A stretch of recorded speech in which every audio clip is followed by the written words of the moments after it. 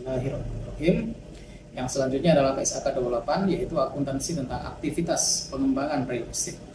Yaitu suatu standar akuntansi keuangan yang mengatur tentang perlakuan akuntansi untuk aktivitas pengembangan real estate.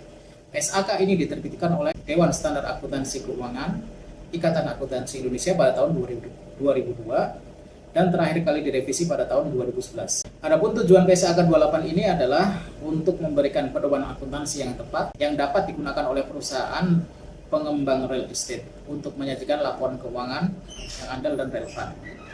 Laporan keuangan perusahaan pengembang real estate harus menyajikan informasi yang berguna bagi investor, kreditor, dan pihak lain yang berkepentingan. Kemudian tentang ruang lingkup. PSAK 28 ini berlaku untuk perusahaan yang melakukan aktivitas pengembangan real estate baik sebagai aktivitas utama maupun aktivitas sampingan. Berikut ini adalah pengertian istilah yang digunakan dalam PSAK 28 akuntansi aktivitas pengembangan real estate. 1. Aktivitas pengembangan real estate adalah kegiatan perolehan tanah untuk kemudian dibangun perumahan dan atau bangunan komersial dan atau bangunan industri. Bangunan tersebut dimaksudkan untuk dijual atau disewakan sebagai salah satu kesatuan atau secara eceran atau retail. Aktivitas pengembangan real estate juga mencakup perolehan kapling tanah untuk dijual tanpa bangunan. Istilah yang kedua, perusahaan pengembang, yaitu perusahaan yang melakukan aktivitas pengembangan real estate. Yang ketiga, unit real estate, yaitu tanah, bangunan atau gabungan keduanya yang akan dijual atau disewakan oleh perusahaan pengembang. Istilah yang keempat, yaitu pendapatan dari penjualan unit real estate, yaitu jumlah yang diterima atau dapat diterima oleh perusahaan pengembang dari penjualan unit real estate. Yang kelima, beban pengembangan unit real estate, yaitu biaya yang dikeluarkan oleh perusahaan pengembang untuk mengembangkan unit real estate. Kemudian tentang pengakuan pendapatan.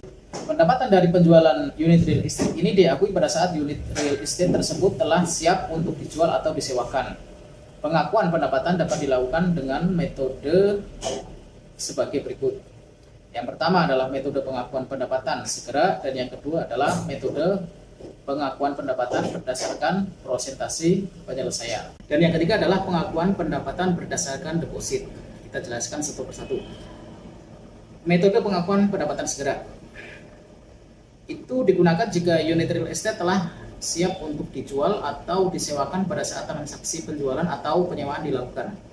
Dalam metode ini, pendapatan dari penjualan unit real estate diakui sebesar harga jual atau nilai wajar dari unit real estate tersebut. Kemudian metode pengakuan pendapatan yang berdasarkan presentasi penyesuaian. Metode ini digunakan jika unit real estate tidak siap untuk dijual atau disewakan pada saat transaksi penjualan atau penyewaan dilakukan. Dalam metode ini, pendapatan dari penjualan unit real estate diakui secara bertahap berdasarkan prosentase penyelesaian unit real estate tersebut. Kemudian metode pengakuan pendapatan berdasarkan deposit.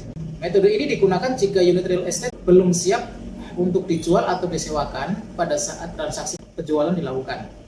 Dalam metode ini, pendapatan dari penjualan unit real estate tersebut sebesar jumlah uang muka yang diterima dari pembeli.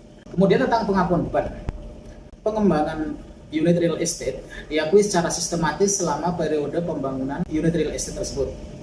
Beban pembangunan unit real estate dapat diklasifikasikan sebagai berikut. Yang pertama beban langsung, dan yang kedua adalah beban tidak langsung.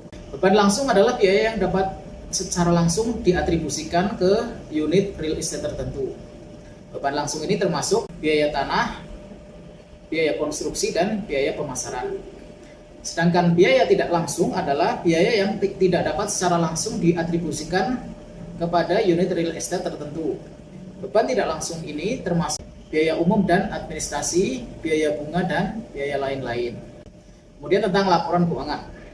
Perusahaan pengembang real estate wajib menyusun laporan keuangan yang terdiri dari 1. Neraca, 2. Laporan rugi laba, yang ketiga laporan perubahan ekuitas, dan yang keempat adalah laporan arus kas.